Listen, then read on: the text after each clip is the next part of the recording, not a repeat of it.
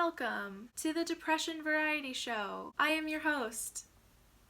This is not an adequate substitute for professional help. For those of us who are left, great. If you are feeling down, don't want to get out of bed, and you just need something to watch and zone out to, or you need someone to keep you company virtually while you do your basic ADLs, which stands for adult daily living, things like eating, showering. That's what the show is for. I was thinking, let's do it together. Hang out together. Talk about whatever. Mostly just me talking, so I'm sorry about that. But, that's something. So I'm sitting in my bed. It is 3 p.m. I have in front of me a snack and some water and some chapstick. If you'd like to grab any of those things, go ahead and do so now. First thing I'm going to do is pour myself a glass of water. This is fake. I don't even need it. Cheers! Let's have a little drink. Delicious. I love that classic taste of water. Wonderful, life-giving water. Makes up 75% of our bodies, or whatever. Great. Okay, now let's do a little bit of the hard part, which is eating, right? Sometimes. So I have some goji berries. That's what I'm going to start off with. Not the most appetizing stuff that I have here right in front of me, but there's not that much food in my house, so. Dry, bitter, and delicious. They're good for you. They are a superfood, so thank you for taking that first bite with me. If you needed to, I'm gonna take one more. Nice. It's not so bad. I've also got this bar. God, this one is gonna be difficult. I don't like bars. Okay. I'm going to tell a story to distract myself.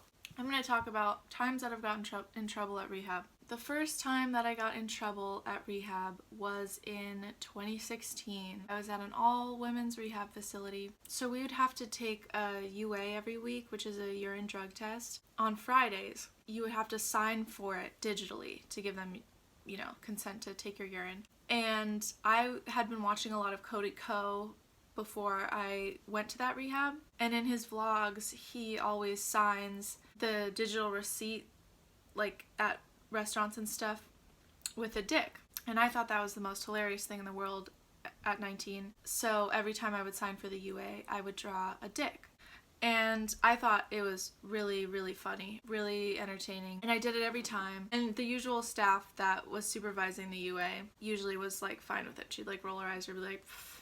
But then one Friday, it was time for me to take the UA, and it was a different staff member. She and I had butted heads a couple times before that. She was kind of a tough cookie. So I peed in the cup, and then I brought the cup into the office, and it was time for me to sign.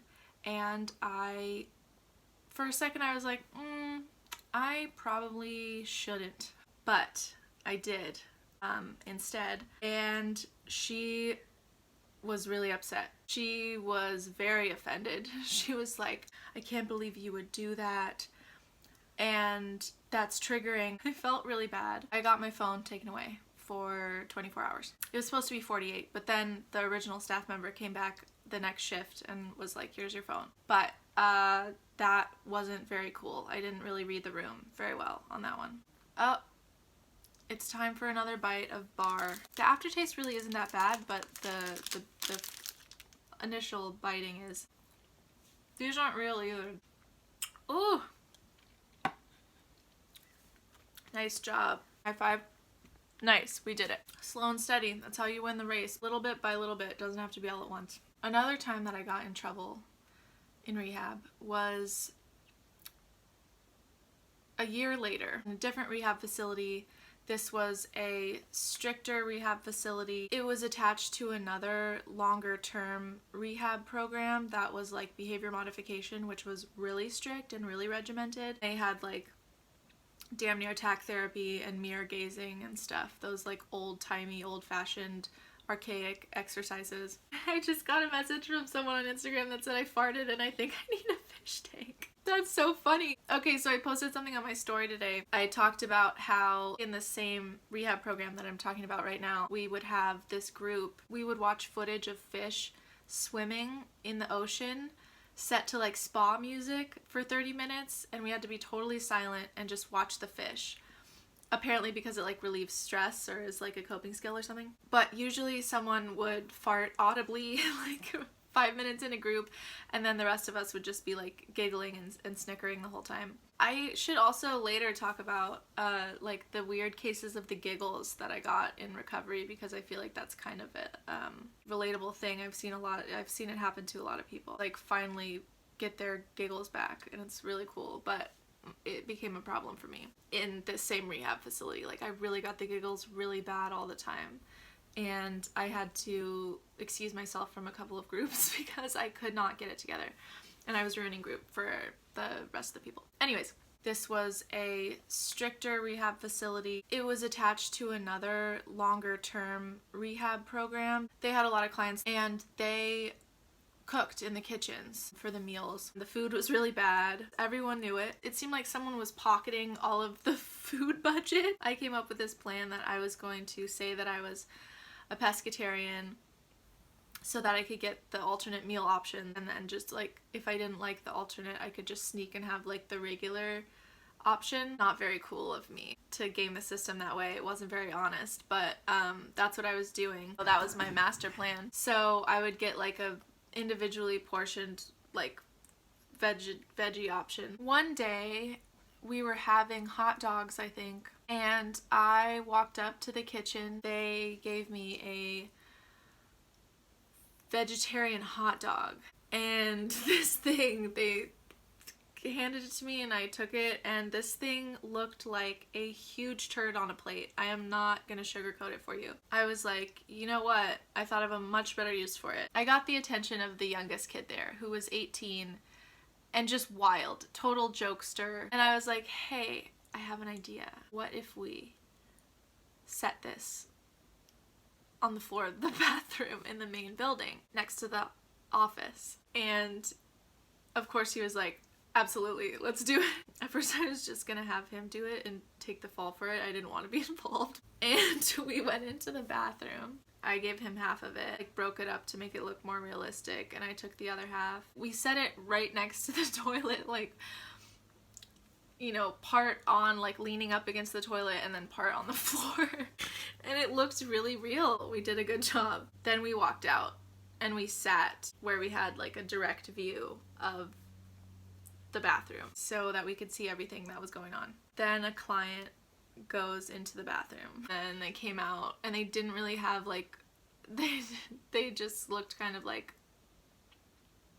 but nothing too dramatic. So we let them in on the joke. They weren't super amused. Then we went to group. We come back after group to check on it. It's gone. We're like, okay, someone probably figured it out, whatever. We were telling everyone. We told everyone. A couple of days go by. I get called into the office by one of the like head administrators. And she was like, so I'm hearing that you pulled a little prank in the bathroom.